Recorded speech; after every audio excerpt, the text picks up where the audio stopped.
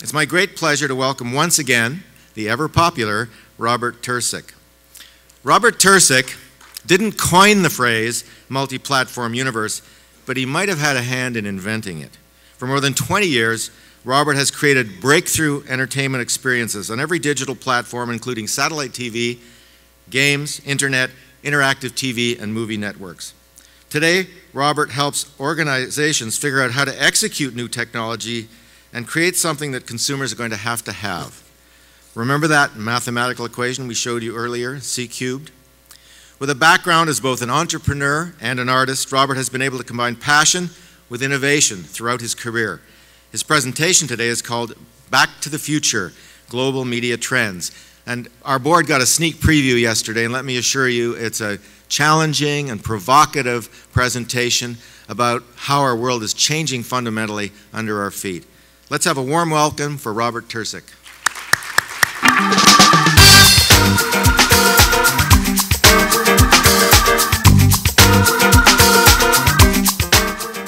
Good morning. Thank you, Norm, and thank you, CMPA, for bringing me back to Ottawa. I'm thrilled to be back here again to talk to you all. And hello, producers. Producers, are you ready for a completely new ecosystem? Because it's coming. It's coming for you. Can you bring up my slides, please? Well, I want to begin with the observation. Is there a way to get the slides up, please? There we have it. Thanks. Great. Hey, new technology is always a little bit of a challenge. I want to begin with this observation, folks, that TV doesn't make any sense. I don't mean the programming. Actually, I like SpongeBob. I think it's fine. The thing I'm referring to is the business model and the ecosystem of TV that we currently have doesn't make any sense. No sane person would create this from scratch. And think about it, in the future, your grandchildren, my grandchildren, they're going to look at me and they're going to say, Grandpa or Grandma, is it really true that there was a time where the whole country had to sit down in front of a TV at the exact same minute to watch a show? But if you still get broadcast TV, that hasn't changed in 60 years. And just when the show gets good, it gets interrupted with a commercial. Actually, a whole bunch of commercials. And that's not all. If you like that show and you want to watch another episode, you have to wait a whole week to get another episode. And if you want to watch it again, well, then you have to wait till the next season. So 6 months goes by before you get to see a repeat of the show that you liked. Doesn't make any sense in this day and age. And we set aside huge chunks of scarce radio frequency spectrum for broadcasting.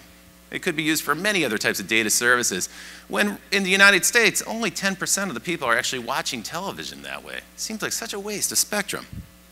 Most of us are paying for pay TV, and most of us feel like we're paying too much money for way too many channels, more channels than we could possibly ever watch.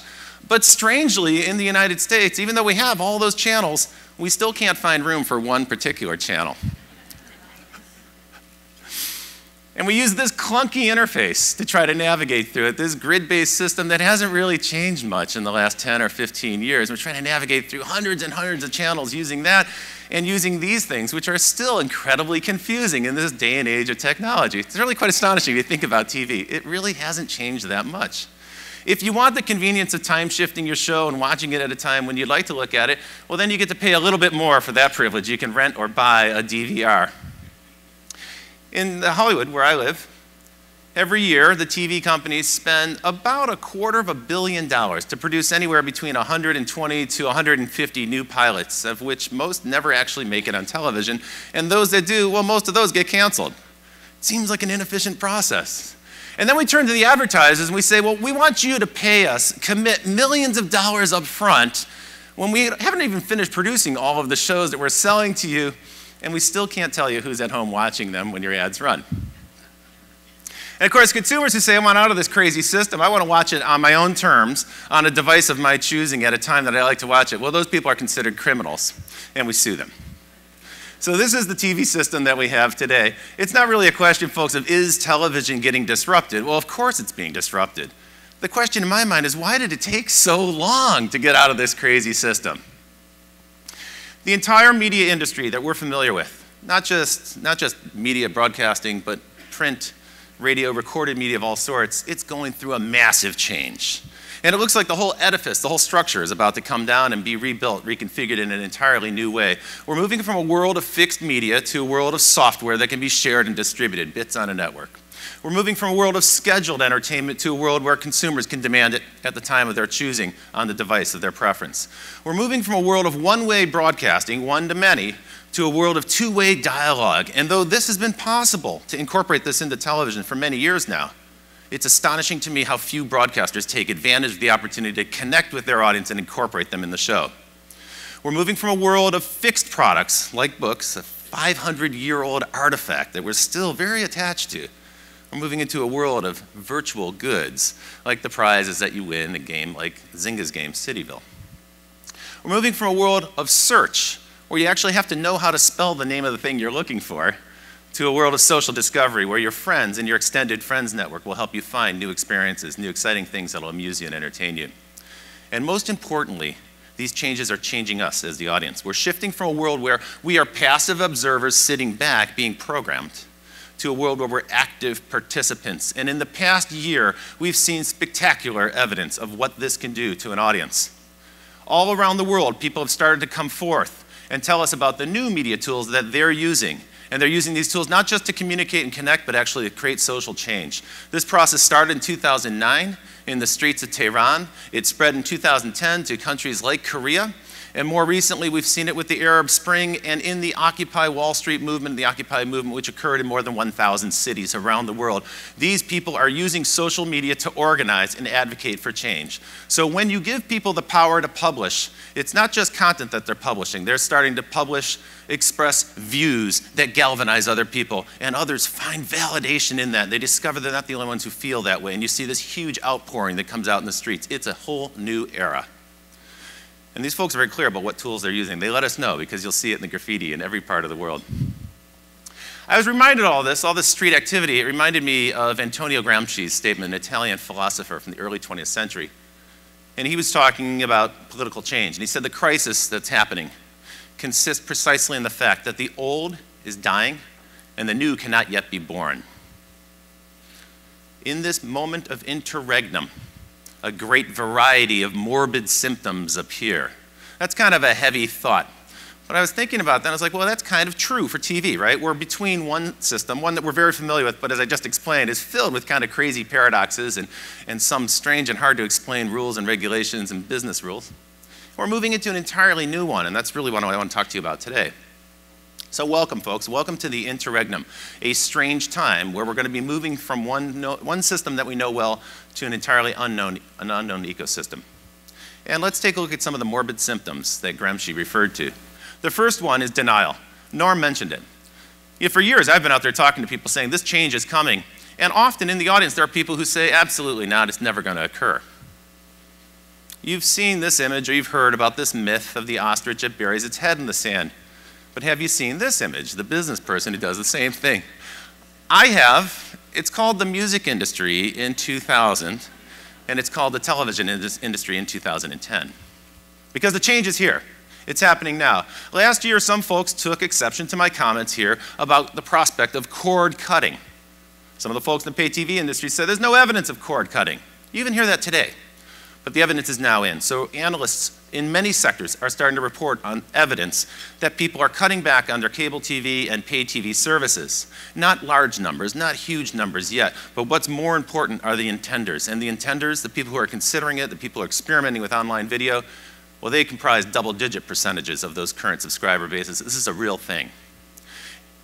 In 2012, analysts estimate that 40 million US households will have access to digital video services of one form or another. And of course, if you take the 21 million subscribers to Netflix streaming service and the 28 million households that have HBO and will soon have HBO Go available to them, it's not too difficult to see how we can arrive at a figure that large. That's a significant percentage of the 100 million homes that have TV in the United States. At the same time, the motion picture companies, they still persist in denial as well because they are using artificial scarcity to control the pricing of their goods. They're basically withholding them from this conversation. They're trying to use an age-old tactic of withholding content to extract the maximum payment. I'm not sure that works anymore in an era of abundance. There were about 250 motion picture releases last year, and if you look at just the 6 big studios, it was more like 150 films that were released. But according to the people who do the software for the film festivals, they recorded more than 50,000 independent productions were created last year. And of course, there are some 300 million clips on YouTube, and that's a number that no one actually can determine because that number changes every second. That's how fast YouTube is growing.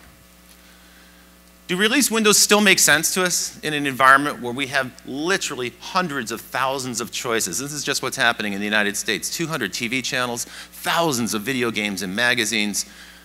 Every year we publish almost 300,000 books. That's about 1,000 books a day that are published in the United States. 500,000 mobile apps and 350 million web pages. Does scarcity pricing still make sense when we are awash in a sea of content? A second morbid symptom is that we're using litigation. Our incumbent companies tend to use litigation instead of innovation to compete in this space. More than 100,000 people have been sued by motion picture companies in the past year for file sharing. So they're taking a book, the motion picture companies are taking a page from the book of the record labels. That didn't work so well for the record labels, and I can predict with some certainty that it won't work very well for the motion picture companies either to deter this behavior. Last year I spoke to you about a new trend, a thing called a virtual cable operator. This company is called IVTV, and they were also sued by the broadcasters for taking their signal and putting it in a digital environment, which is something that the cable companies did about 40 or 50 years ago, took their broadcast signal and put it into their own platform, and they also had to go through that phase of litigation. I also mentioned a company called Bam Boom. They've rebranded themselves to something called Arrow. And Arrow's a company that's worth paying attention to. What Arrow's done is they know that there's a government rule that says you have to have an antenna in order to get a broadcast signal, so they've created a facility that's got thousands of these little tiny antennas. You can see them on the left side. They're about the size of a penny. Thousands of them, so each individual subscriber can have their own personal antenna, and what that does, it takes a broadcast signal, records it, and makes it available on any digital device at the time of your choosing. This is exactly the scenario the broadcasters do not want to see. And so, of course, we can expect that a lawsuit is imminent. This company will be hit with a lawsuit soon to test whether or not this is legally permissible. Another tactic you'll see incumbent companies use that I consider to be a morbid symptom is that they depend on legislation instead of innovation. One of the new innovative companies that's out there selling digital set-top boxes, side boxes that you can attach, you can buy for about $100 in a retail store, is Boxy. There are many such companies. But Boxy has a neat new innovation. For about $50, you can buy that add-on part. It's a little dongle that'll connect the coaxial cable from the cable company, and that allows you to get the broadcast TV channels in the US clear, free of any kind of encryption. Well, naturally, the cable companies don't like this because it feels to them like their content's being hijacked, the broadcast content's being hijacked, and so they're lobbying right now to change that rule that requires them to send that broadcast signal unencrypted through their cable network. Instead of competing, they're using legislation to stop the innovation. One more morbid symptom, blurring roles, or an identity crisis that seems to be endemic. You've heard about TV everywhere. That's where the pay TV companies are starting to take their content, the content that they can get rights to, and put it on other devices off of a set-top box. So here, for example, is Comcast's Xfinity service, shown on an Apple iPad. And most of the other pay TV companies in the US have followed suit. And this year, we'll start to see a number of these offerings start to hit the market, where people can kind of watch the programming that they're paying for on pay TV on other devices in the home. And so this is their way of countering the over-the-top threat from the internet video companies by kind of offering a similar thing here on tablets. But one industry analyst, Laura Martin at the Needham Company, she feels that this is actually the beginning of World War III. It hasn't happened yet, but let me share the scenario with you. You see, TV everywhere really means every company in the ecosystem is going to try to launch their own direct-to-consumer offering, of course, right? So here at the top of the screen, you'll see that cable channels like HBO and movie studios like Sony, here with their offering called Crackle, and broadcast networks in the US like ABC, well, they're all readying or have already got a direct-to-consumer offering. What they're going to discover is that offering competes directly with that from the telcos like AT&T and Verizon. And it also competes with the offering from the cable operators and satellite operators who have their TV Everywhere initiatives. And that will also crash into offerings from TV manufacturers, companies like Samsung and LG and, of course, Apple. They can't all win, but they will all compete. And what it will certainly do is hasten this new era because it's going to condition the consumer to the expectation that they can get the content of their choice on any device at any time. So in fact, these companies, by competing in this space in this way, will accelerate the very trend that they're trying to stop. One other illustration of this that I think is quite interesting, most companies in the TV business have got an Apple iPad application, and they'll make that available for other tablets. Tablets have become one of the preferred viewing devices in the home. So here you see our broadcast networks. But what's sort of humiliating to them is that they find that their application sits on the exact same shelf space with a number of other companies that they compete with. Offerings from pay TV operators, local TV stations, satellite companies, newcomers like Netflix and Hulu, and then the companies at the bottom of the list, TED, AOL TV, Crackle, TV.com, companies that they didn't even know existed. They didn't even know they were competing with. What's happening, folks, is that TV is turning into an app. It's just another app that runs on somebody else's platform. So let's take a look at those platforms, because this is the fifth morbid symptom. Platform fragmentation, where each manufacturer seeks to exert some influence over the marketplace by creating proprietary standards that can thereby control the content to some extent. Today, Netflix, the market leader in over-the-top services, is available on 800 devices. It's embedded software. That means that their engineers have taken the effort to code a special version of their client software that runs perfectly. It's optimized for that device. And that takes a great deal of effort. If you've ever developed anything for mobile, you know exactly what I'm talking about. So that means for the consumer, when they buy their device, they don't have to download or install anything. Netflix is already built in. They just turn it on and they get access to the service, which is exactly what consumers want. Anyone that wishes to compete with Netflix will have to do the same. And they're going to have to go to companies, say for this example, Microsoft with their Xbox device, which is a great place to watch over-the-top video. And they'll find that they need to get a proprietary software tool to develop software for it. And as you can see, Microsoft already has a very rich ecosystem of content partners who are developing for that platform. It's a very good device. So is the Sony PlayStation. Increasingly, we're hearing about smart TVs. These too have software, and these companies are relying on proprietary software, which means that, again, the content company will have to license a toolkit and develop a special app that works just for that device. But think about it, folks. Did you ever want to be in the software porting business? Is that really what our TV companies are here to do? And finally, there's another aspect of content fragmentation. That's where content has different rules on different platforms. So what the consumer expects is to get everything on every device, but that doesn't actually work that way, because each content company is applying a different set of rules, a different set of business rules or conditions, licensing terms. And so very frequently what a consumer will do is click on something, a show that they want to watch, and they're confronted with this. A subscription is required to get access to this content. And so when we think about platform fragmentation, we really have to think about it three different ways. There's device fragmentation, that's some proprietary software and a proprietary toolkit that you have to develop specifically for. And again, Netflix has done that 800 times. So if you're developing a direct-to-consumer offering, you'll have to follow suit. Then we have advertising fragmentation. You know, consumers are taking this content and watching it on many different platforms. Well, now we need a new set of standards for the measurement of the audience that's using it on those platforms, and a new set of rules that allows us to price that audience no matter which platform they're accessing from. We don't have that. That's nowhere in sight. So we have different rules, different advertising metrics for each platform. And of course, then there's content fragmentation, which is to say that we have inconsistent rules about what content is made available on which device, and that's incredibly confusing to consumers. For instance, on some services, you'll find that a show that you want to watch may be available 24 hours after it aired on TV. Sometimes it's available 48 hours after it aired on TV. Sometimes it's available 8 days after it aired. Sometimes it's not available that season. You can only watch a previous season, and in some cases, they only have a few seasons back. They don't even have the second season or 2 seasons ago. This is incredibly confusing. So consumers actually have to be aware of which content deals have been struck with which platforms. Ridiculous. Those are the morbid symptoms of an industry in transition. Last year, some of the folks in the audience responded to my comments about innovation and change in a defensive way. They said, well, actually, our companies also do innovation. Well, sure they do. Every company innovates in some fashion or another. Every company has to. If you don't innovate, you're going to be out of business. But there's a big difference between sustaining innovation and disruptive innovation. And this is really the heart of the subject for today. You see, companies that do sustaining innovation, they're really innovating in order to defend a business model. So they'll basically do the minimum amount of innovation to protect the business that they're in. That's very, very different from disruptive innovation. One way to think about it is the difference between playing defense and playing offense.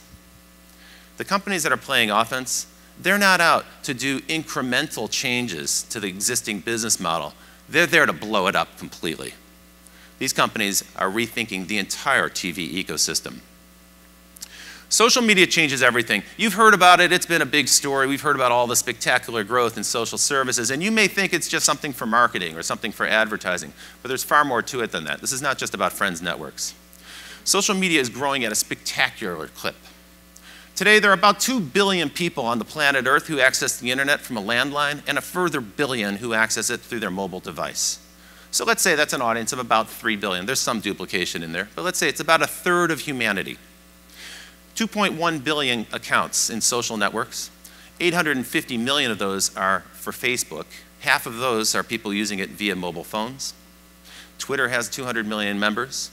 Google+, which is a service that didn't even exist when I came to visit with you last year, Google+ already has 90 million members, and though there's a lot of criticism about that service and what it might ultimately evolve into, it's worth noting that it's the fastest growing software application ever in history.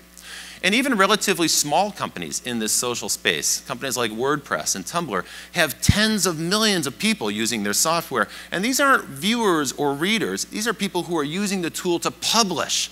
70 million in the case of WordPress, 40 million in the case of Tumblr.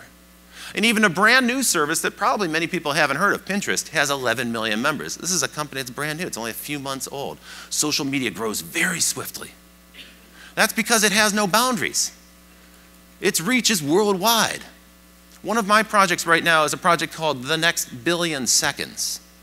And we're considering what happens in the next 25 years when everyone on the planet Earth has access to the internet. What happens when we're all connected? One thing I can predict with confidence is that we'll all be using social tools.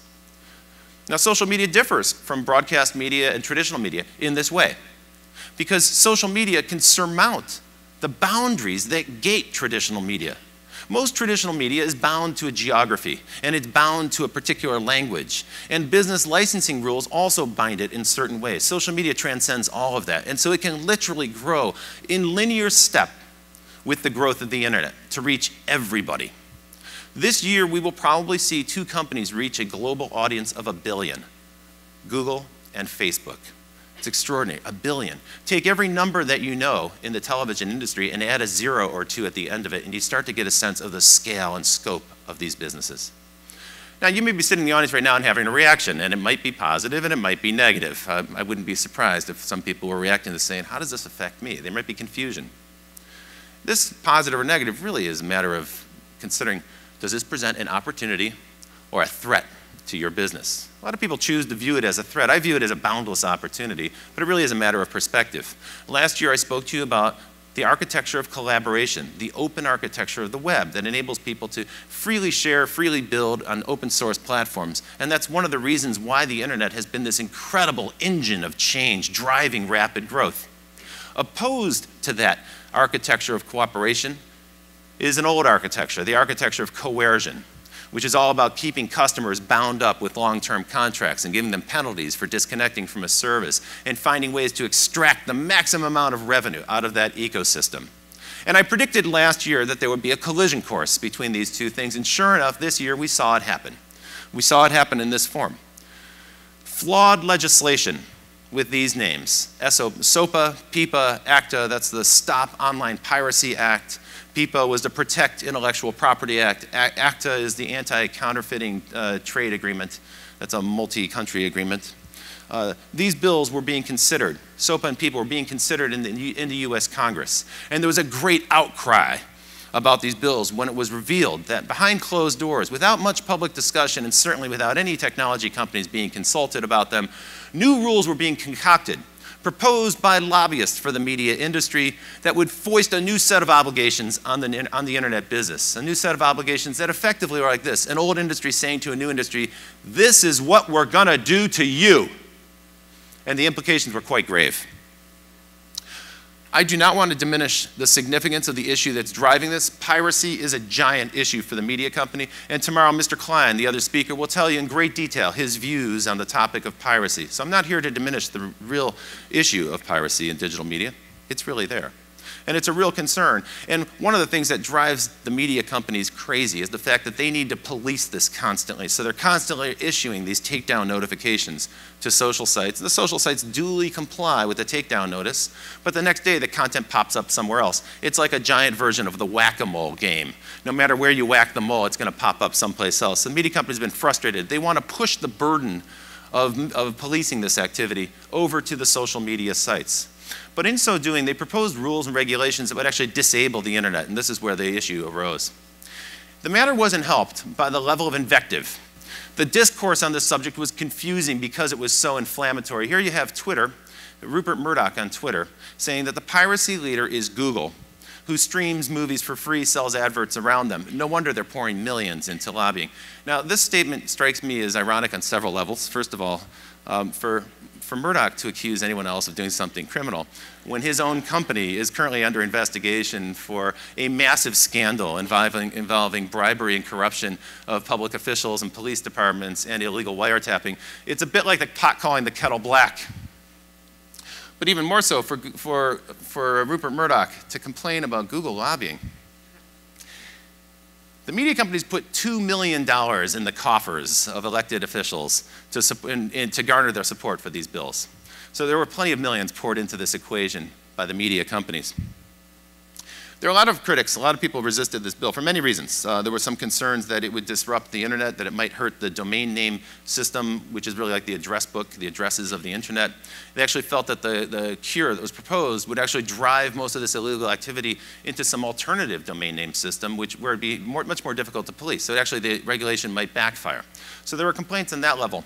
But perhaps the most important complaint was that from libertarian groups and conservative groups who said, actually, this is bad news because it's an architecture for censorship. Once you start to create a blacklist of websites that need to be taken down, and once that system, the mechanism for that exists, it's going to be too tempting for politicians of every stripe to start to add more companies to that list, no matter what the moral outrage of the day is. You can imagine politicians saying, well, all right, today the issue is piracy and intellectual property theft. But we have new legislation. We'd like to add a few more things in there. These are companies that we want to go after for violating patents. Here, now we want to come after these companies because they're involved in pornography. Okay, you can start to see, though, that might start to extend to political speech or religious speech. And this runs antithetical to the principles of the internet, the free flow of information that has made the internet such an innovation engine.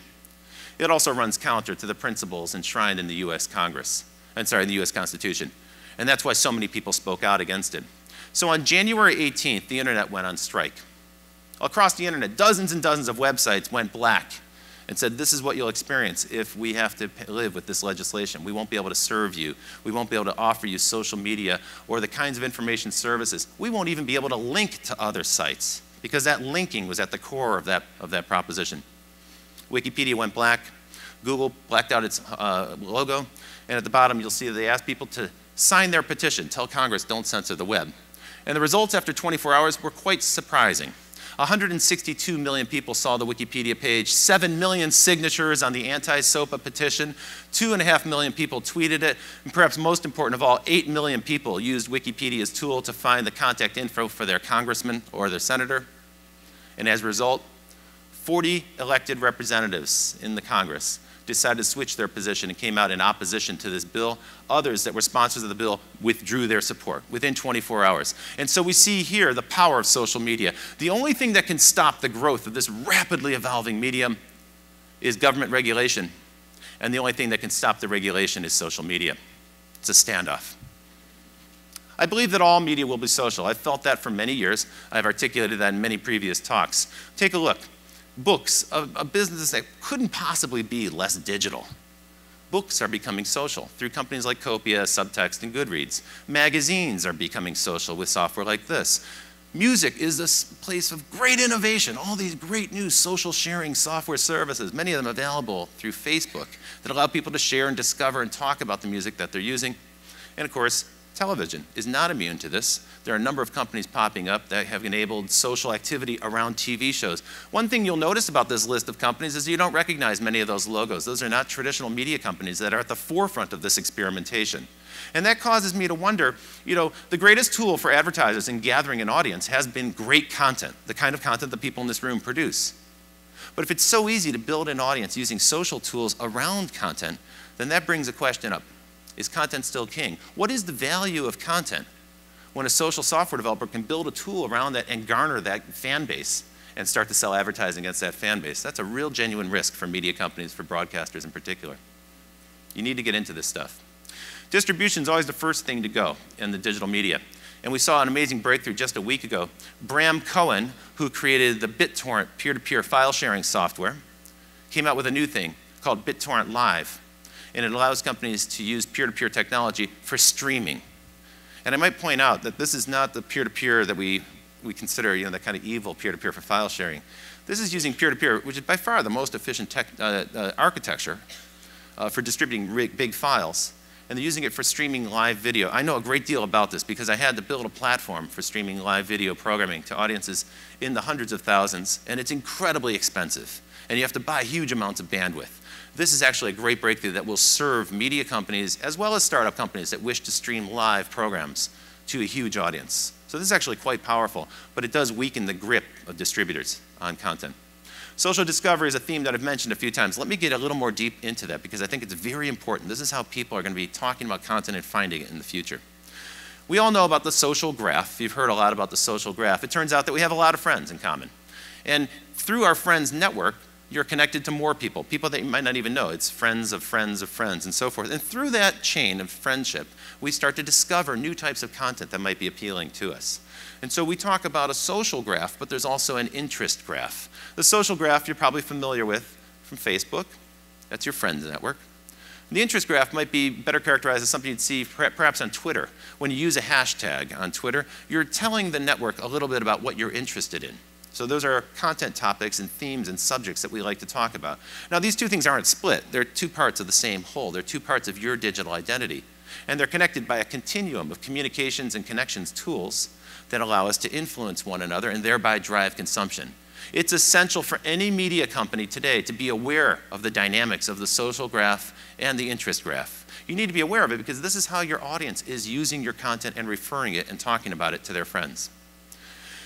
What happens when we bring this to advertisers is it allows us to do something radically different than we've done before. You see, most media that depends on advertising sells content as a proxy for audience. So if an advertiser wants to reach men, we'll typically go to them. A big publisher will go to them and say, well, great, we've got a sports section, a finance section, an auto section, and a section on digital gear.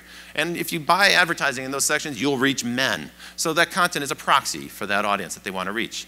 What happens today in digital two-way networks is that you can target with precision. So if an advertiser wants to reach males who are 36-year-old, interested in kayaking, biking, yoga, and travel to Nepal, you can reach them in real time, no matter what content they're looking at, and insert dynamically an ad that's targeted for that audience and reach them. It's a much more precise ad spend. It's much more effective. The click-through rates, the influence rates, those are much higher when you're able to target the message with precision to an audience that really wants it. Until this point, that hasn't been available on television, but I believe it's coming. Let me talk to you a little bit about the Facebook effect, because there's been so much chatter about Facebook. Facebook is truly staggering. There's a fellow named Ben Ilowitz. He's the CEO of a company called Wet Paint, and he's also a blogger who writes very provocative and interesting thoughts. And last year, he posted this chart, and this chart shows you, in the blue, the growth of page views on Facebook, and in red, the rest of the internet, the rest of the web. The page views have gone down 9%. This is in the early part of last year. Effectively, Facebook was absorbing activity from around the web. It's like a black hole. People go into Facebook and they don't come back out. They spend a huge amount of time there. Later this fall, he published this, which actually was even more shocking. The red in this picture is time spent, minutes spent on Facebook, and all the other colors are all the other social networks of significance. And as you can see, Facebook accounts for 95% of the time that we spend on social networks. This is, again, a chart from Ben Ilowitz using ComScore data. It's quite astonishing because this activity that's going into this world, it's not viewable by Google. It's not viewable by search engines. It's proprietary to Facebook. There was recent research that came out from Nielsen that said the average person in the United States looks at about 95 websites in a given month, so almost 100 websites. And in that, we'll look at about 2,800, say 3,000 pages of content on the internet. 800 of them happen inside of Facebook. So about a third of what we're looking at on the web is happening inside of Facebook. That's what social discovery is about. Inside the social network is where we're finding and experiencing these new kinds of content. So it's no surprise then that online video companies are rushing to embrace Facebook. They're rushing to find a way to put their wares where the audience already is. Here, for instance, is Hulu, which has enabled a social viewing experience where you can post comments, and then when other people who you're connected to watch that show, they can see your comments in sync with the program. It's a cool idea, right? It's like having a water cooler conversation as you watch the show. Now, Google had to respond to this. And so there was some controversy recently about Google's moves in this arena. Here's a typical Google search. I was looking for information for you about SOPA, so I did that search. This is my search results. That's typical. You're familiar with that. But then I logged into Google+, their new social network. And this is how my results page looks. So it's the exact same search. All I did is up at the top, you can see I logged into Google+. And suddenly all these new things appeared. 90 personal results from my friends. So now these are things that other people who I'm connected to on Google+ had already posted. And on the right side, you could see that they were offering me things that were already active topics, trending topics inside of their social network. And even under some of the search results, you could see for instance, Reese Jones shared this. You could see that some of my friends, some of the people I'm connected to, had already noted the story. And you know, that actually does make me more interested. I am interested to know what my friends are looking at, right? It's kind of a validation. It makes me more keen to find out what they're doing. This was tremendously controversial. Facebook and Twitter immediately objected. And they filed a complaint with the Federal Trade Commission because they said, gee, Facebook is now gaming its search results to favor its own social network. Well, of course they are. Google would love to get access to the data that Facebook have and the access to the data that Twitter has. They won't give it to them. So Google, in effect, had no choice. They had to launch their own social network in order to start to mine the results and present the results of social discovery. That's how important it's becoming. Let's take a moment now and talk about Google TV. And the comments I'm going to give you are not official Google comments. I haven't spoken to anyone at Google about this. This is my speculation. But I wanted to take you through this. A little bit more than a year ago, Google bought a company called Sage TV, a maker of set-top boxes, but it's a little-known company. It was a small team. Really, it was one of those acquisitions where it looked like they were buying the software team. They wanted that expertise internally. But I paid attention to that because I thought that might be useful when they launched Google on television. Then, of course, last year, they bought Motorola. The acquisition's not complete. It's passed regulatory muster in the United States and in Europe, but the Chinese government hasn't yet given its approval. The Chinese government isn't fond of Google, so who knows how that'll play out. But my expectation is that that will occur.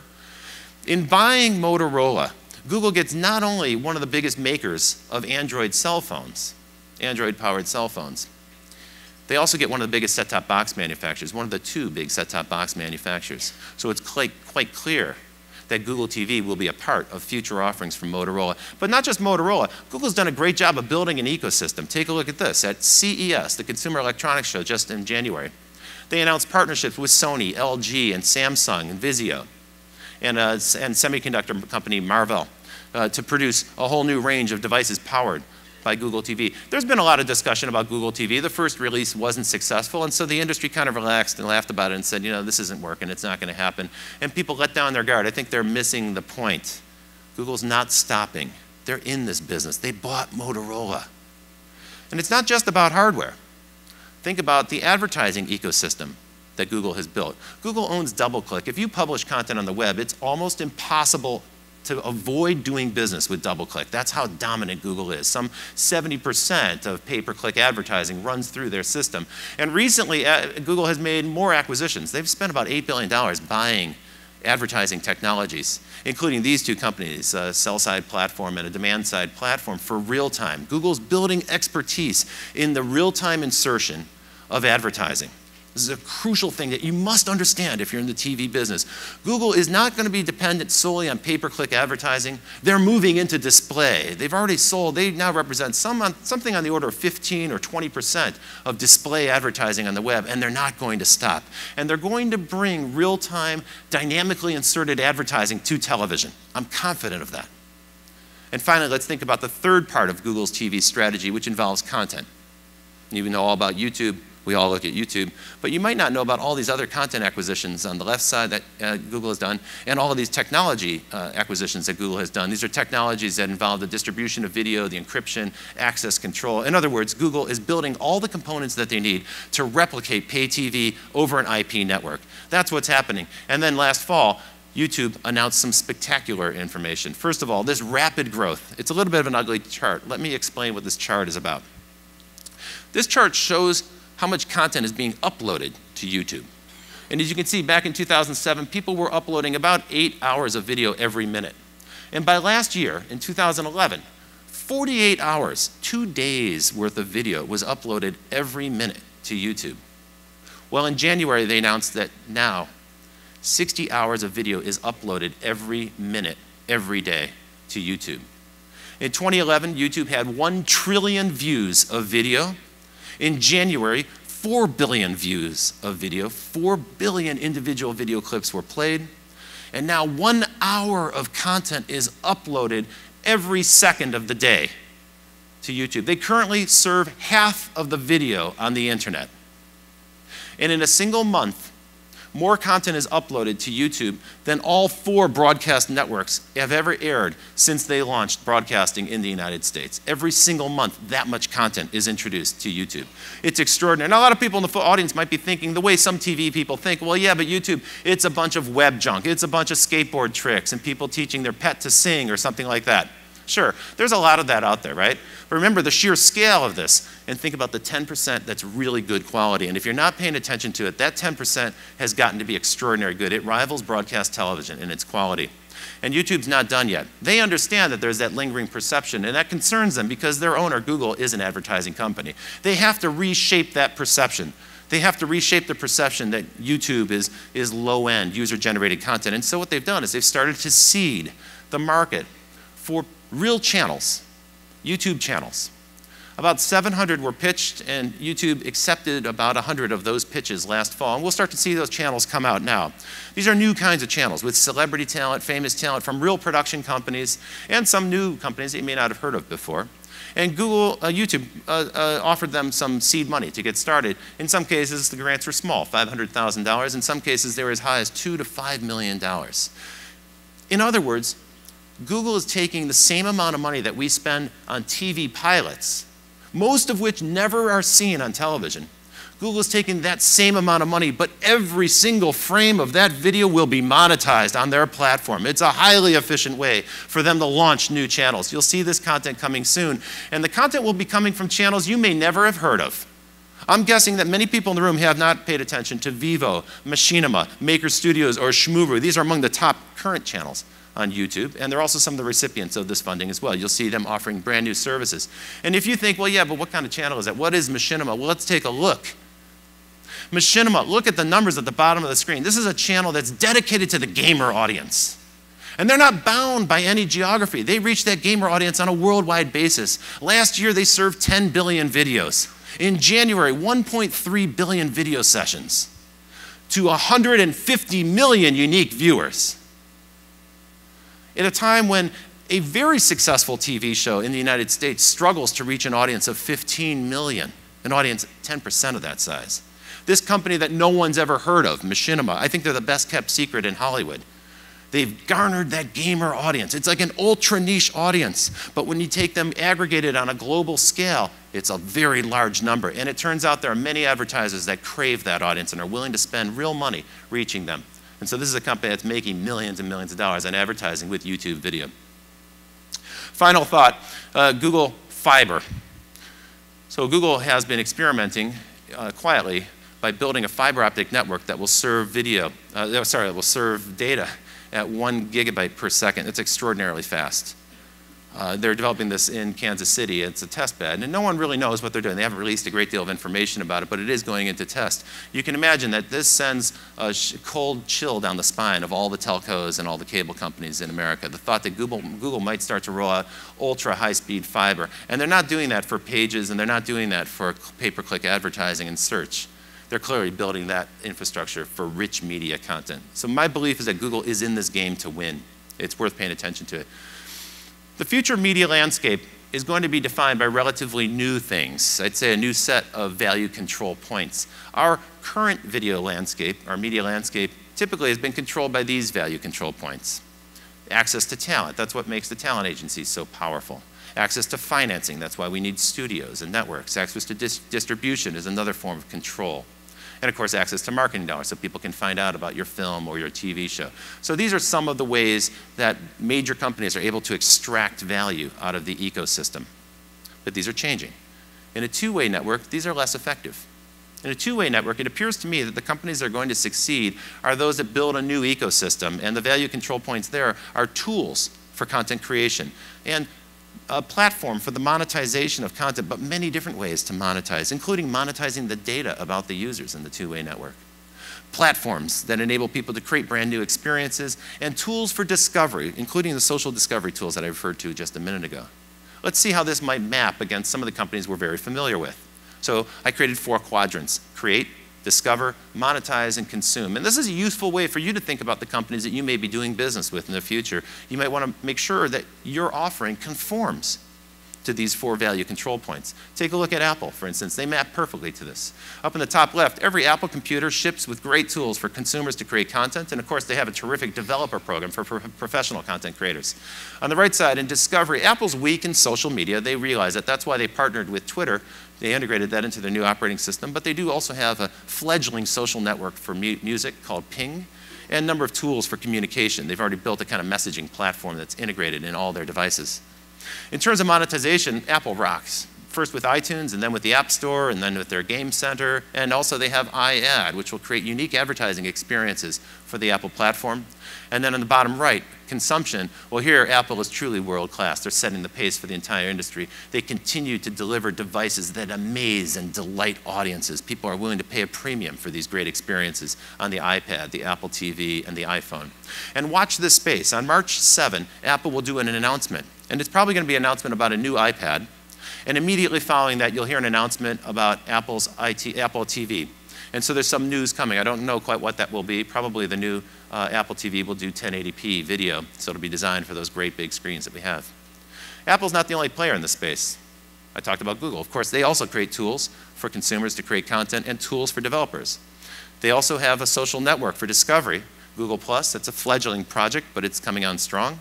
Of course, they dominate search. That's another form of discovery. That's one of Google's strengths. If you look at monetization, well, they've got their Android App Store, but that's not really their strength. The powerhouse here is their advertising business, and they're clearly doing everything they can to get into rich media display.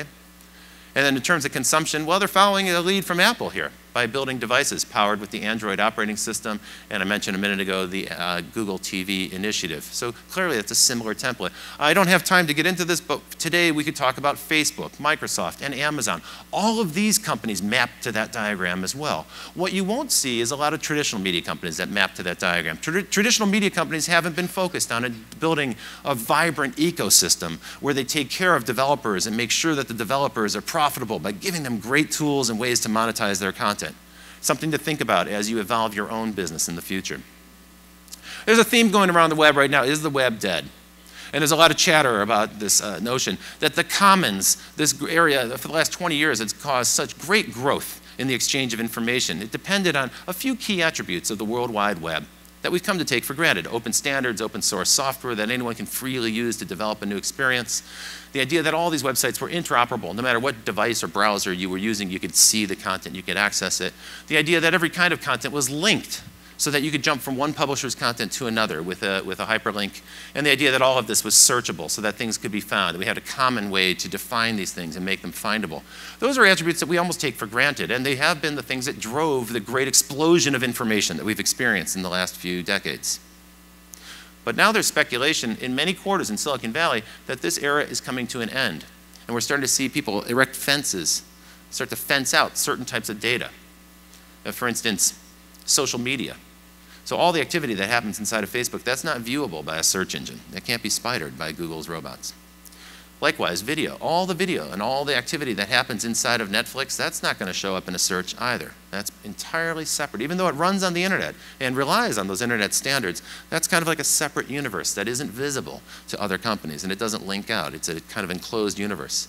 Also, every single one of those apps that you've downloaded to your Apple, iPad, or your iPhone, those run on top of internet standards as well, but they don't link back out to the web, and they're not searchable, they're not findable. So with all the activity that occurs inside of Apple's app world, that's not something that the rest of the World Wide Web knows about. That data is kept proprietary to Apple for their own advantage.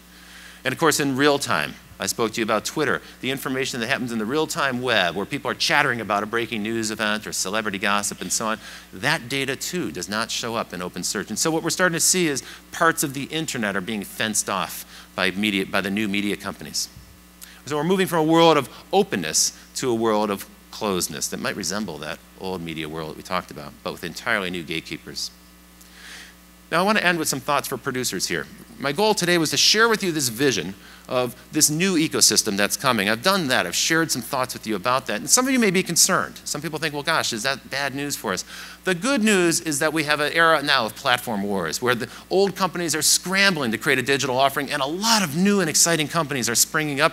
And all of these companies are willing to pay fees or share revenue with content companies. So it's actually a great time to be in the content business, because whenever there's a lot of buyers, prices tend to go up. So that's great. Media companies are going to start to see big dollars roll in. This idea of digital dimes versus analog dollars, that's over.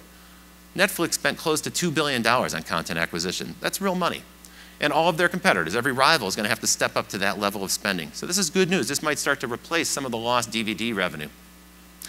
We've become accustomed to companies like HBO developing fantastic programming. That's almost like a grand movie, right? But a movie on an epic scale that runs for an entire season, starting with The Sopranos, more recently with great shows like Boardwalk Empire, Game of Thrones, and now most recently with Luck. Well, now what's happening is Netflix is starting to follow that page. They're doing something very similar. They have a show now available called Lilyhammer, so they bought in a competitive auction environment they got the rights to, and they have 2 new series coming out that will be exclusive to their platform. So in a way, they're kind of taking a page from the strategy that HBO did so successfully. They're not the only ones. Amazon, who also offers a streaming video service, has this offer. People don't know about this, but there's an Amazon Studios program where they actually grant money to people who want to make films and to screenwriters as well. I mentioned Machinima. Here's an individual person. His name is FPS Russia. That's his program. He's a Russian fellow that lives in the US, in Georgia, and he likes to blow things up. And he has a show that's incredibly popular. And this show, this individual person, is making millions of dollars with advertising, reaching that audience of young teenage boys. So it is possible to make money on YouTube. Kickstarter, which is a crowdsourced crowdfunding company. This is a company where people can post a project that they want to do and solicit donations from people who want to support it, who want to see that project happen. Well, that's quickly become a source for independent filmmakers to raise funding for their films. People say, yeah, that's a movie I'd like to see. I'll give that person some money. And what happened now this year at Sundance, just a few weeks ago, 10% of the films in the festival were funded by Kickstarter. And I think 4 of those, I think 17 films made it into the festival that were funded by Kickstarter. I think 4 of them ended up as finalists. This is really quite interesting. It's a very untraditional source of funding for creators. And then there's this thought as well. Individual creative people now have the opportunity to garner an audience and go direct. So here's Louis C.K., and you may have heard about this. Very interesting thing. He created his own comedy special, the kind of special you'd see typically on HBO. He spent $175,000 of his own money to rent a studio facility and hire a crew, and he shot a comedy special. And then he put it up on a website for $5. No encryption, no rules around the usage. He just said, look, you can download it, you can burn it to a DVD, you can use it, watch it as many times as you like, just please don't torrent it.